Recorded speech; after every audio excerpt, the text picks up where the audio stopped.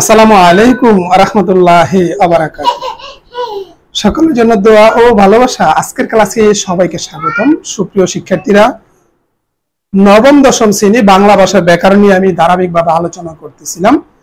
আমি আজকে তোমাদের জন্য 30তম পরিচ্ছেদ ক্রিয়ার কাল 30তম পরিচ্ছেদ ক্রিয়ার কাল নিয়ে আলোচনা করব। শিক্ষার্থীরা, ক্রিয়ার কাল থেকে আমি গুরুত্বপূর্ণ কিছু নৈবেদিক নিয়ে আলোচনা করব।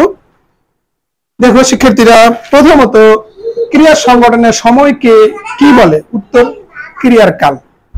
ক্রিয়া সংগঠনের সময়কে কি বলে? উত্তর ক্রিয়ার কাল। ঘটমান বর্তমান কালের উদাহরণ কোনটি? আমি স্কুলে যাচ্ছি।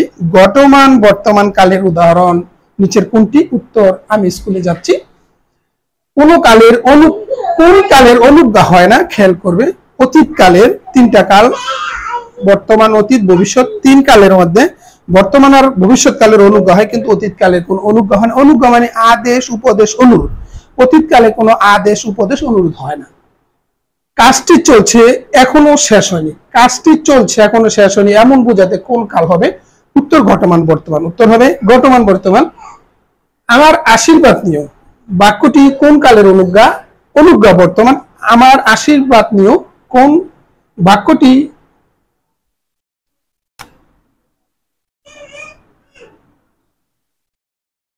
বাক্যটি কোন কালের অনুজ্ঞা? অনুজ্ঞা বর্তমান।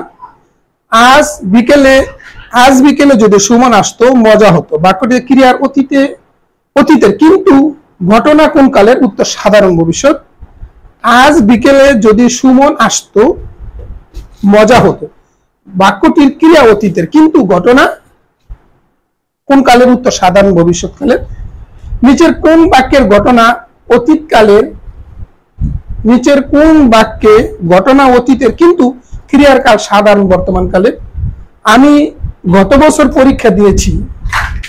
আমি গত বছর পরীক্ষা দিয়েছি। ক্রিয়ার কাল কত প্রকার? উত্তর 3 প্রকার। কোন কালের অনুজ্ঞা হবে বর্তমান ও ভবিষ্যতে। তাড়াতাড়ি কাজটি করো কোন কালের অনুজ্ঞা? ভবিষ্যৎ কালের অনুজ্ঞা। তাড়াতাড়ি কাজটা করো কোন কালের অনুজ্ঞা? উত্তর হবে ভবিষ্যৎ কালের অনুজ্ঞা। শিক্ষার্থীরা, তোমাদের সুস্বাস্থ্য এবং শিক্ষা জীবন উত্তরোত্তর সমৃদ্ধি কামনা করে আজকের মতো এখানে বিদায় নিচ্ছি। আসসালামু আলাইকুম ওয়া রাহমাতুল্লাহি ওয়া বারাকাতুহু।